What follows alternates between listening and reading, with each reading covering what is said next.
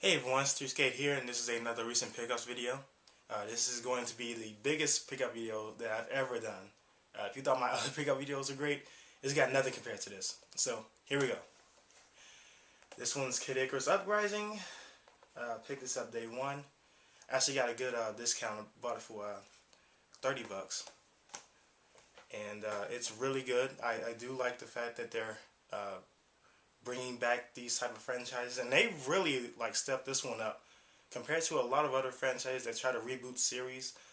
This is probably the biggest reboot I've ever seen ever, because they've really pushed this series forward. They've done a lot of anime adaptations that's on the Nintendo video that's on your 3DS, so that's crazy too. They actually re-uploaded those because so many people have been wanting to see it, so that's pretty cool. Hopefully they do make an anime version of it. It's pretty cool.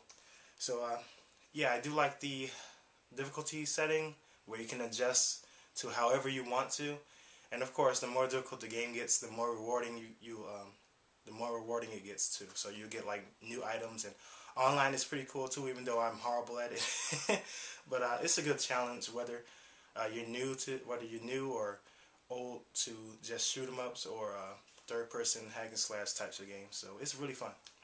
Speaking of hack and slash games, this is Tales of the Abyss for the 3DS, and this was from the PS2, and they ported it over to the 3DS, and it's very similar to Tales of Symphonia, which I can't complain about because I love that game too. But that's my favorite Symphonia. This is my favorite Tales game. Sorry.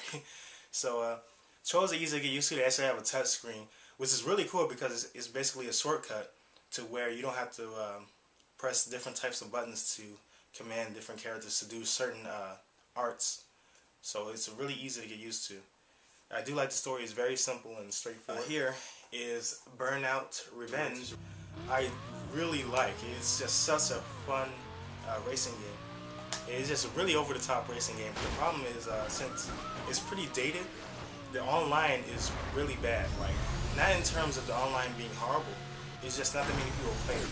So I think that, because it seems like every time I try to go online, I always get kicked out, and it's really irritating because that's the point of private sessions, which people seem not to understand. So hopefully, if any of you have Burnout Revenge for the 360, please let me know, and I'll be happy with it. Next is Tales of Graces, which took forever to get over here, by the way. This is a really fun Tales game, and I do love the story. It's even more simple than Tales of the Abyss for the 3DS. You can easily understand it. The Bowser is completely different from what I'm used to, because I've been playing Tales of Symphonia and the Abyss. So it's in a third-person perspective. I'm not sure if you can change it in the camera section. Maybe you can change the angle of the camera to like the classic Tales games. But it's really cool to see it that way because you have like a huge layout of everything where you can see the characters and the enemies. So I do like that. Controls are really easy to get used to. It's a lot different from playing other Tales games, using different types of hands, and it's really cool to see how it all turns out. Next is Jak and Daxter HD Collection. This is from the Jak series from 1 to 3. So I love the first Jak and Daxter. I mean, man, I still think that's the best one so far. Almost through it 2, which is completely difficult. I mean, it's been a while since I played such a difficult platforming game. But Jak 2 is just completely hard. But having a difficult time getting through it. Next is Naruto Generations, which I find to be very fun. They have like a huge roster of characters, and all of them fight differently. What I really find interesting about this game is that it's basically a Namco version of King of Fighters in terms of dream matches. So it's basically Naruto's dream matches. They have characters that are supposed to be dead, which I pretty much won't bring up. They have characters that are supposed to be dead, but they brought them back for this game. So I think it's really cool that they've done that. But I wish they would bring up the team systems, where it was very popular in the Naruto Clash of Ninja series, where if you had a certain team, they'll do different specials. And with this one, it seems pretty basic. It's not too much going on. So I hope that they do put like the team battles into it. Hopefully in the next Naruto game, they'll implement more of the specials that was really creative in the Clash of Ninja series and put them in. Next is Syndicate, which is a first-person shooter. It's really different from a lot of other ones. This one is mainly about strategy. It's really cool, actually. It's like a futuristic shooter, and you get to use different types of abilities to go against different computers, which was really cool. You get to be able to breach different systems. You get to breach armor. You get to make your enemies commit suicide. I mean, it's completely crazy, but I really have fun with online because there's so many weapons that you can upgrade, and also it's completely different in online in terms of co-op. That's what online is mainly about, is co-op. There's no versus events. It's just complete co-op where you can team up with 4 people and just have fun. Just go out and just destroy as many opponents as you possibly can, and I just had a blast with this game.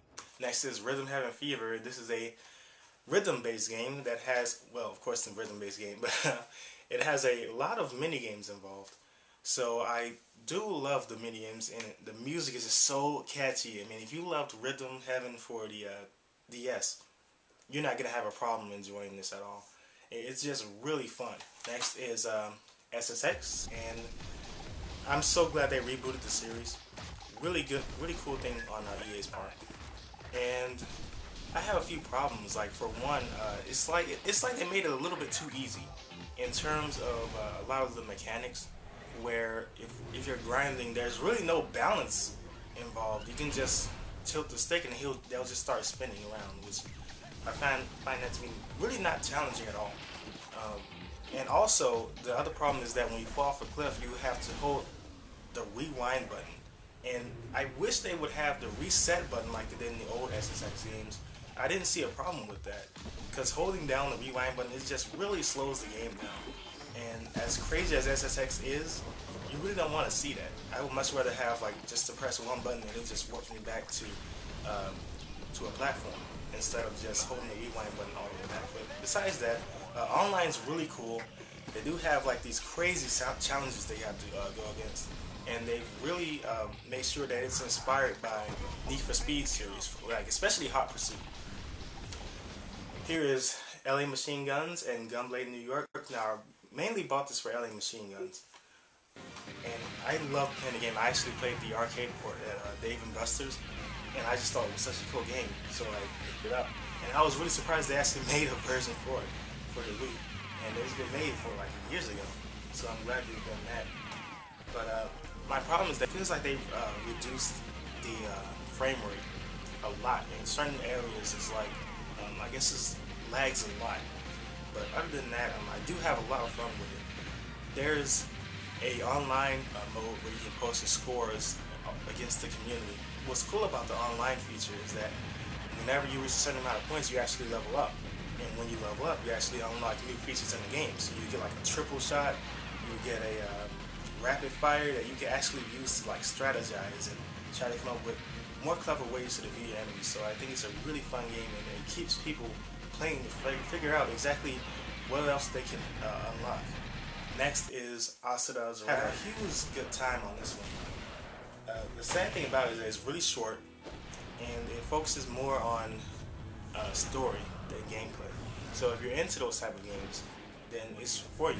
But it's a really over-the-top game, and I actually have a pre-order where I actually have the cover art too. So that's also good. But the DLC is pretty cool too. Next up is BlazBlue Continuum Shift Extend, which I still think is a really long title.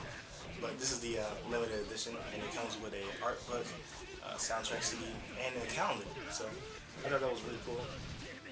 And they really balanced it out. I know I complained a lot about Continuum Shift, their update, but I just didn't feel like it was necessary to have an update recommended in order to actually play ranked matches. I always thought that was pretty useless, but it's really cool that they've made a sequel and continue the story. So hopefully when they make BlazBlue 3, it'll be even better. Okay, so here's some other games I got. Ars Technica, this is basically the third one. Still like the second one the most. King of Fighters 13, I have this for the PS3 as well. I'm going to be doing the same thing for Naruto and BlazBlue, so I'll be getting that for both versions. The Darkness, Final Fantasy 13, Cross Edge, Hyperdimension Neptunia, which I got pretty lucky on this one. I got it for $30 at GameStop, and I knew I had it at GameStop, but you see, I had looked for this game a long time ago, and the clerk was just he seemed to have lost it. I don't know what he did with it. He just had a hard time finding it, and it was in the display, and he couldn't find it at that time. So I was really upset with that. So it's really cool that I finally be able to get this, because online they have this for full retail price, which is pretty crazy. Next is Yakuza Dead Souls. So I need to try that out. God of War 3, The First Templar, Wanted Weapons of Fate. Had a fun time with this game actually. BioShock, The Cursed Crusade, Dynasty Warriors Gundam 2, Dragon Ball Z Burst Limit, Metal Gear Solid HD Collection, Mario Galaxy 2, UFC Undisputed 2010, Dungeon Siege 3, Castlevania Lords of Shadow, Body Count, Devil May Cry HD Collection, DDR Universe 2, Dragon Ball Z Raging Blast 2, Xenoblade Chronicles. Flip the page around, flip the title around. So it looks better, and I don't know why, but it seems like they always save the better cover arts in the back. So that's the back cover art. Dead Island, Ninja Gaiden 3. Very disappointed with this game, by the way. You only get 2 weapons in the game, which I find to be very disappointing because it's Ninja Gaiden. But a lot of the other weapons are DLC, which is terrible. A really terrible thing to do. Do have DJ Hero and DJ Hero 2. Have both versions. Rage Anarchy Edition. So now, let's move on to a few systems that I got. Alright, so I bought another Dreamcast, because the one I had bought before this was really messed up. So yeah, it messed up really quick. I shouldn't have bought it at the thrift. I think I bought it at the thrift store at that time. And with that, I have Capcom vs. SNK. It's my favorite crossover from Capcom. Really good game. Slave Zero. Loved playing this as a kid, so I figured I'd pick this up as well. Jet Grind Radio. Love the series, so it's pretty much of a no-brainer for me to get it. And Shenmue. I'm pretty sure somebody's going to appreciate me for getting this. So, oh, also has some PlayStation games as well. Tomba and Ape Escape. I'm pretty sure I missed mentioning this before. I had this a while ago. Oh, also another system I got, a Sega Saturn, and I bought some audio and video cables with it. And the game that I have for it at this point is Sonic Jam. So this was pretty expensive. So it comes with everything. I like how it has like the old VHS case. Kind of reminds me of the cassette tapes. And it even has like the card with it. So I think that's pretty cool. Okay, so this is a recliner. And it has a built-in massager too. So this is another one of my pickups here. And it has 2 knobs on the side that whenever I lean back I can easily adjust it to however far I want it to be linked back to, and it just stays in that position. It has a remote control on the side where I can adjust to the frequency of how much of the massage I'll get, and it's pretty energy friendly. It will massage for a few minutes and then it'll just turn off automatically, so that's always good. So this is my gaming computer.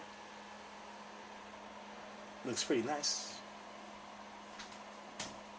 And there's a old monitor of mine. So yeah. Oh, also this has 8 gigs of RAM and a terabyte of memory. So it's just really easy to edit and upload videos with it. It's just so quick, you know.